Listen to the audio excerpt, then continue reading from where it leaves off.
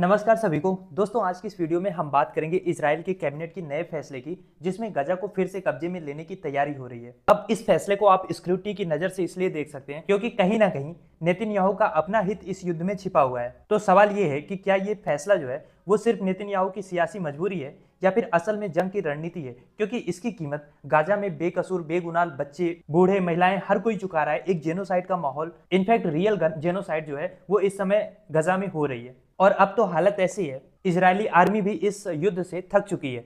लेकिन क्या नेतन्याहू इस युद्ध को रोकेंगे? आइए इसको आसान भाषा में समझते हैं कि आखिर हो क्या रहा है।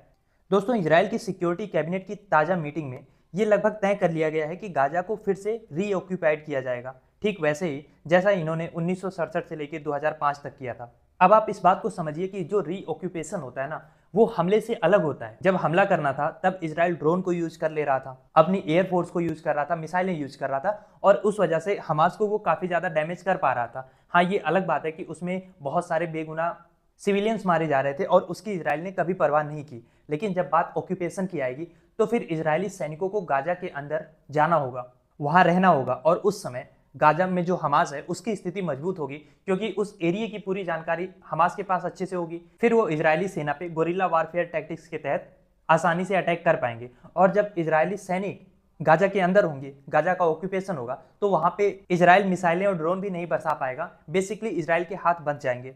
तो सवाल ये है कि आखिर ये फैसला लिया क्यों जा रहा है? तो ये फैसला नेतन्याहू, जो इजराइल के प्रधानमंत्री हैं, उनकी राजनीतिक जरूरत और उनकी गद्दी पे बने रहने की महत्वाकांक्षा ज्यादा लगती है। क्योंकि हमास के खिलाफ और ईरान के खिलाफ जो ये नेतन्याहू ने जंग छेड़ी हुई है, यही इकलौती वजह है जो अभी तक वो सत्ता में बने हुए हैं। एक तो नेतन्याहू की जो सरकार है वो राइट विंग की सरकार है, और ऊपर से अल्ट्रा राइट विंग जो है, जो उनसे भी ज्यादा एक्सट्रीम राइट विंग है, उसके सपोर्ट से टिकी हुई है। तो लगातार अपने वोटर बेस को खुश करने के लिए और अपनी सरकार चलाने के लिए नेतन्याहू को ऐसे फैसले लेने पड़ रहे हैं जिससे इजरायली जनता को ये लगे कि नेतन्याहू ही हैं जो इजराइल की जनता को हमास से, ईरान से, हिजबुल्लाह से, सबसे बचाए हुए हैं। क्योंकि जैसे ही मामला नॉर्मल होता है, इजराइल और हमास के बीच में युद्ध खत्म होता है, वैसे ही सरकार के गिरने के चांसेस बढ़ जाएंगे, क्योंकि नेतन्याहू के ऊपर खुद के बड़े भ्रष्टाचार के आरोप हैं जिसमें उनको जेल भी जाना पड़ सकता है। इसलिए वार में जाने का उनका हर फैसला, चाहे ईरान पे अटैक हो, चाहे गाजा में जो जेनोसाइड कर रहे हैं, या अब जो गाजा के रीऑक्यूपेशन की बात कर रहे हैं, उनकी हर चाल सत्ता बचाने का मोहरा लगती है। लेकिन इस बार इंटरेस्टिंग ये हुआ है कि इजराइल के जो आर्मी चीफ के स्टाफ हैं, इयाल जमीर, उनका जमीर जागा हुआ है। वो नेतन्याहू के कहने पे तो नियुक्त हुए थे, पर अब नेतन्याहू से उनकी जो नाराजगी है वो पब्लिकली बाहर आ रही है। एक तो उनका गुस्सा ये है कि सरकार ने अभी तक कोई क्लियर स्ट्रेटजी नहीं बनाई है, जिससे आर्मी को बहुत ज्यादा कंफ्यूजन हो रहा है कि आखिर करना क्या है गाजा में। और अभी इस कंफ्यूजन से दूरी मिटी नहीं थी तब तक सरकार ने यह फैसला लिया है कि गाजा को लॉन्ग टर्म के लिए ऑक्यूपाई करेंगे। तो आर्मी चीफ और आर्मी पर्सनल इससे ज्यादा खुश नजर नहीं आ रहे हैं। उसके कई सारे प्रैक्टिकल रीजन है। देखो, नेतन्याहू को तो केवल गद्दी पे बैठ के ऑर्डर देना है, लेकिन जो सेना जमीन पे लड़ रही है, आप समझो लगभग 2-3 साल से तो हम खुद देख रहे हैं, इजराइल लगातार वार मोड में है और सफलता के नाम पे उनको ज्यादा कुछ मिला नहीं है। ना तो वो अपने पूरे हॉस्टेज अब तक छुड़ा पाए, ना तो हमास को पूरी तरीके से खत्म कर पाए। ईरान के ऊपर अटैक किया था, ईरान ने भी इतना ज्यादा रिटेलिएट किया है, इतनी ज्यादा मिसाइलें इजराइल पे बरसाई है कि इजराइल को वहां से भी कहीं से भी विक्ट्री का टेस्ट नहीं मिला है। तो आप जब ऐसे लंबी लड़ाई लड़ते हैं जहां आपको जीत नहीं दिखती है, जहां आपका दुश्मन आपके सामने झुकता नहीं दिखता, तो अल्टीमेटली फटीग आपके अंदर भी आने लगती है। और वही हालत इजराइल की सेना की अब हो रही है। एक तो लगातार वार मोड में इजराइल की सेना थकी हुई है, ऊपर से अब जब गाजा को ऑक्यूपाई करने की बात नेतन्याहू कर रहे हैं, तो ये इजरायली सेना को लगातार खतरे में ढकेलने जैसी बात होगी। क्योंकि ऑक्यूपाई करने के लिए, जैसा कि मैंने बताया, जब सेना गजा के अंदर जाएगी तो वहां हमास की स्थिति मजबूत होगी, और ऐसी स्थिति में इजरायली सेना हमास से डायरेक्ट कन्फ्रंटेशन से घबराएगी, क्योंकि इसमें इजरायली सैनिकों की भी जो कैजुअलिटी है उसकी संख्या बढ़ जाएगी।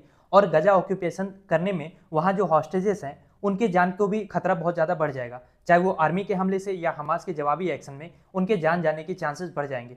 इसके अलावा लगातार जो इजराइल वार जोन में पड़ा हुआ है, इनकी इकोनॉमी की हालत बहुत बिगड़ने वाली है। अभी इजराइल को अमेरिका ने संभाल रखा है, चाहे हथियार की बात हो या पैसे की बात हो, पर ये सपोर्ट हमेशा ऐसे ही इसी मात्रा में बना रहेगा, इसके चांसेस कम है। इसके अलावा अगर कल को कोई और मुस्लिम कंट्री, सपोज करो ईरान ही खड़ा हो जाता है हमास के लिए, फिर इजराइल की हालत और बुरी होगी।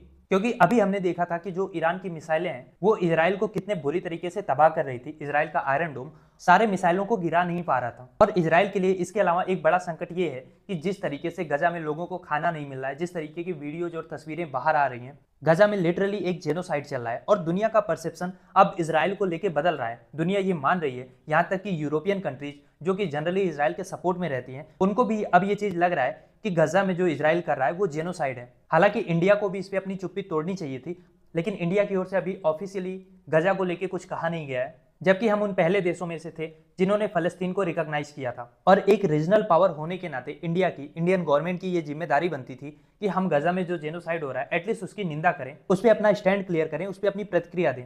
अब देखना यह है कि इजराइल की जनता कब तक इस एथनिक क्लेंजिंग को सपोर्ट करती है, क्योंकि नेतन्याहू ऐसे तो रुकने वाले नहीं है जब तक या तो अमेरिका उनको ना रोके, यूरोपियन कंट्रीज मिलकर उनको ना रोके, या तो उनकी खुद की जनता उनके खिलाफ ना खड़ी हो कि आप जो ये कर रहे हो ये जेनोसाइड है, ये गलत है। तब तक नेतन्याहू रुकने वाले नहीं है, क्योंकि यही चीज उनको सत्ता में बनाए हुए है। हालांकि आर्मी चीफ खुद और सेना में भी फटीग दिख रहा है, सेना अब और ज्यादा युद्ध नहीं लड़ना चाहती, क्योंकि गजा को ऑक्यूपाई करने के लिए अल्टीमेटली इजरायली सैनिकों को ही अपनी जान हथेली पे रख के गजा के अंदर जाना होगा। पर इतने विरोध से मुझे नहीं लगता नेतन्याहू रुकने वाले हैं।